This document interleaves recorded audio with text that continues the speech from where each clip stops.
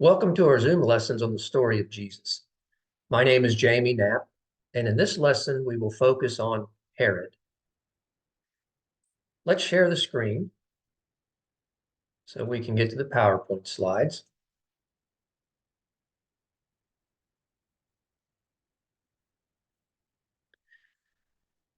Luke tells us in chapter 2 of his gospel that in the days following the birth of Jesus, the Joseph and Mary followed the law of Moses. This meant they had their son circumcised. It meant that Mary observed the days of purification after a Jewish lady had given birth. There were a certain number of days she was considered to be unclean, and there were certain things she had to do. And the number of days actually varied depending upon whether the child that was born was a girl or a boy. But all that is explained in Leviticus chapter 12. Jesus is also presented in the temple. Two individuals who had waited many, many years to see the Messiah, Simeon and Anna, were able to see the baby Jesus when he was presented in the temple. In the Gospel of Matthew, we're given more disturbing details. Joseph is instructed by an angel to take Mary and Jesus to Egypt because King Herod is planning to kill the baby. So the focus of this lesson is going to be to answer two questions. Number one, who was Herod? And number two, what was his problem? The Herod that's mentioned in Matthew chapter 2 is sometimes known as Herod the Great. He was the first Herod. And what can make it a little bit confusing is that Herod was his actual name. But Herod also became a title that subsequent rulers used. And so this was Herod the ruler, but also Herod, whose first name was Herod, sometimes known as Herod the Great. He was the king of Judea, Galilee, Iturea, and Trachonitis. It was a very, very, very large kingdom. Well, as kings have been known to do, Herod had many wives, and he also had lots of kids. Four of his sons, as well as some of his grandchildren, are mentioned in the New Testament. And sometimes this gets confusing because we see the word Herod and we might associate it with Herod the Great, mentioned in Matthew chapter 2, but it's actually a different Herod. So what I'd like for us to do is to try to sort this out just a little bit and introduce several of Herod's sons. The first son's name was Philip, and Herod the Great did the very unstable thing of naming more than one son Philip. So this was Philip number one. Philip number one was not a ruler. His claim to fame was he was the first husband of Herodias. You can see that in Matthew 14 and Mark 6. He was also the father of Salome, mentioned in Matthew 14 and Mark 6. Now, she's not mentioned by name. She's just mentioned as the daughter of Herodias. But it was the daughter of Herodias, Philip being her father. The second son was Herod Antipas. And Herod Antipas, his name was not actually Herod. It's the title Herod. His name was Antipas. He was the tetrarch of Galilee and Perea. That's noted in Luke chapter 3, verse 1. When Herod the Great died, his kingdom was so large, it actually got broken into pieces. And Herod Antipas became the tetrarch, the ruler of a smaller area, the area of Galilee and Perea. But he was allowed to use the name Herod, thus as a title. Herod Antipas was the second husband of Herodias, and he is the one who had John the Baptist beheaded. And so, as the story goes, Matthew 14, Mark 6, even a brief mention, Luke chapter 9, young lady comes to dance in front of him. Well, the young lady who came to dance in front of him was Salome, who was his niece slash stepdaughter. He was so pleased with what he saw, he made the promise to her, you can have anything you want up to half of my kingdom. She went back and asked her mother, Herodias, what do we want? And the answer was the head of John the Baptist on a platter. So it was Herod Antipas who had John beheaded. This is also the Herod to whom Pilate sent Jesus the night before the crucifixion. Pilate was really trying to get out of deciding the case of what to do with Jesus. Pilate asked Jesus a question. He found out that he was from Galilee. And so Pilate knew that Herod Antipas was in Jerusalem. And so he sent Jesus to Herod Antipas with the hope that Herod Antipas would decide what to do with Jesus. Herod Antipas listened and then sent him back to Pilate. A third son was Herod Archelaus, and he's referred to as an ethnarch, a ruler of a nation. Again, the idea being he didn't get his father's entire kingdom. He got a portion of it, but he did get to use the title of Herod.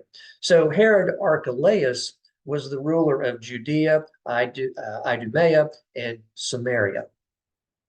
When Joseph left Egypt with Mary and Jesus, it was this Herod he was trying to avoid. And so he went around Judea in order to get back to Nazareth, because Archelaus had a reputation as being a vicious and brutal ruler. Herod had another son that he named Philip. We'll call him Philip number 2. He was tetrarch of Iturea and Trachonitis, mentioned in Luke chapter 3, verse 1, and that's really about all that is known about Philip number 2. Aristobulus was another son, but he's not mentioned in the Bible. The key part that Aristobulus plays is he was the father of Herodias, who ended up marrying 2 of her uncles. He was the father of Herod Agrippa I. This was the Herod who had the guards killed when he thought Peter had escaped from prison, when actually he had been released by an angel. That's Acts chapter 12. Also in Acts chapter 12, Herod Agrippa I was giving a speech before some of his people, and they said, "This is the voice of a God, not a man." And Herod Agrippa liked that, kept it going. And because he would not give glory to God, he was struck down. He was eaten by worms and died. Aristobulus, as a grandfather, also had a role to play, because his granddaughter Drusilla married Felix, who was the governor of Judea, and Paul had to make a defense before Felix, Acts chapter 24, and Drusilla was there. Paul also had to make a defense before Herod Agrippa II, the king of Judea. Well, this was another one of the grandchildren of Aristobulus. That's Acts chapter 25. Bernice was another granddaughter of Aristobulus, and Acts chapter 25 tells us that Bernice was present with her brother, Herod Agrippa II, when Paul gave his defense. One other son that's worth mentioning, his name is Antipater, and he's not mentioned in the Bible. We have to find this information from the work of scholars. Herod thought Antipater was far too ambitious, so he asked Rome for approval to have him killed, his own son, to have him killed. And while on his deathbed, Herod the Great received word that Rome had given their permission to have Antipater killed. And so just before Herod the Great died, Antipater was executed.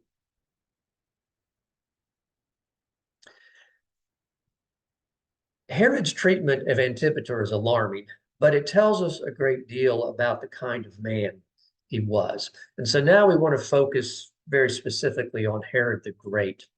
Herod ruled from 37 BC through 4 BC. And one of the things that might trouble us a little bit when we see 4 BC is the thought that, well, that means he wasn't alive when Jesus was born. How could he have been the Herod who wanted to kill Jesus and who ended up killing all of the baby boys in that area? Well, Anno Domini means in the year of our Lord, AD. And AD begins not after death, it began at the birth of Jesus. And there's not a 0 AD. So AD begins with 1 AD. And while we like to think that the transition from the end of BC to the beginning of AD was nice and crisp, sort of like passing from 2023 to 2024, or from the 20th century to the 21st century, the reality is that transition and the keeping track of time and measuring of time and dates wasn't nearly as crisp as we would like for it to be. Here's an example. Historically, Herod the Great's death has been connected to a lunar eclipse that occurred in 4 BC. Physicists have told us that there actually was a lunar eclipse in 1 BC. In fact, there were 2 lunar eclipses in 1 BC. And that just illustrates that not knowing for sure if Herod's death was in 4 BC or in 1 BC, that's just one component of the kind of foggy transition from the end of BC to the beginning of AD. So the fact that we might read of Herod the Great's death occurred in 4 BC should not alarm us in terms of whether he actually was alive when Jesus was born. Herod the Great walked a very fine line between his political ambitions and his own heritage. His father was Jewish, but his mother was not. So Herod the Great went throughout his life being known as half Jewish. And the elite families of Judea, they were known as the Hasmonean families from the Hasmonean dynasty, they considered Herod the Great to be an outsider. Yes, he was the king, but he really was not a true Jewish person. And so they never really supported him as king. They did what they needed to because he was the king, but they never really embraced him as the king. So Herod the Great lived most of his life with a lot of paranoia, and he saw enemies everywhere he looked. One thing Herod the Great was very good at doing, though, was building. He built and built and built. He had all kinds of building projects going. He built lots of palaces for himself. He built lots of fortresses to guard against his enemies from the east and the south and in different directions. Again, paranoia, always seeing an enemy in place. He built a deep water harbor that could receive very large ships. Within Jerusalem itself, one of his projects was refurbishing the walls around Jerusalem. He had a theater built in Jerusalem. He had a water system built in Jerusalem. He had a racetrack built in Jerusalem. And of course, he had a palace for himself built in Jerusalem. And very importantly, he rebuilt the temple.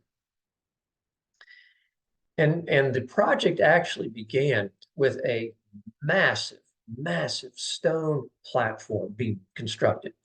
And once that was in place, then the actual temple, the actual sanctuary, if you will, of the temple was built on top of the platform. And so it made the temple look even greater. And this is often referred to as Herod's temple, because it was the temple that was reconstructed during the time that Herod the Great was king. Unfortunately, when you build all these things, someone has to pay for it. And the way that Herod financed all of this was he taxed the Jewish people. He taxed them very, very, very heavily. He taxed them within just an inch of draining them of their money. And so there was a love-hate relationship with Herod the Great, not only from the Hasmoneans, the elite ruling class, but the people in general. They loved the fact that he rebuilt their temple and did so in a grand way. But they hated the fact that they had to finance all of his building projects. Now, as I mentioned earlier, Herod the Great saw enemies everywhere. And he typically took one of two approaches. One is he would try to placate them. He would try to do something to please them. And if that didn't work, well, then he would just have them killed. He would eliminate them. Here's an example. Because of his desire to be accepted as fully Jewish and accepted by the Hasmonean family, he married into a Hasmonean family. Unfortunately, it didn't work. They didn't embrace him any more after that than they did prior to his marriage. And so as his sons from that marriage got older, he grew very, very suspicious of them. So he had them killed. In the final days of his life, Herod the Great, he had another son, and Antipater killed. We already mentioned that. And he had made arrangements for the Hasmonean families of Jerusalem to be massacred the same day as his death. He had gone to one of his palaces. He knew that he was in the final days of his life, so he retreated to one of his palaces and he sent notice to the Hasmonean families of Jerusalem to come and be with your king during his final days. And when they arrived, he had them all herded into the hippodrome, which was the racetrack he had built for himself by this palace. And he gave instructions to the people around him. He said, the minute I die, I want you to go over and slaughter every one of those people. And of course, his servants agreed to do so. But when Herod the Great died, they did not kill the Hasmonean families. They just opened the gates and let them go back to Jerusalem. So clearly, there was a pattern in Herod's life. When he felt threatened, murder was a common response. And so when Herod learned that a king had been born or a messianic child had been born in Bethlehem, he felt threatened by that. And his response was, I'm going to kill the baby. When he realized the wise men had tricked him, he was absolutely enraged. And so in response to that, and also in his attempt to kill this messianic child that was born, he had all of the males in that area who were 2 years of age or younger killed. And that's alarming to us. It's unimaginable and hard for us to fathom that something like that could happen. But we have to keep in mind that was Herod's pattern. He had had 3 of his own sons murdered. So killing the sons of other people really wasn't going to bother him. Well, that's our lesson on Herod. In our next lesson, we're going to focus on the gap. I hope you can join us.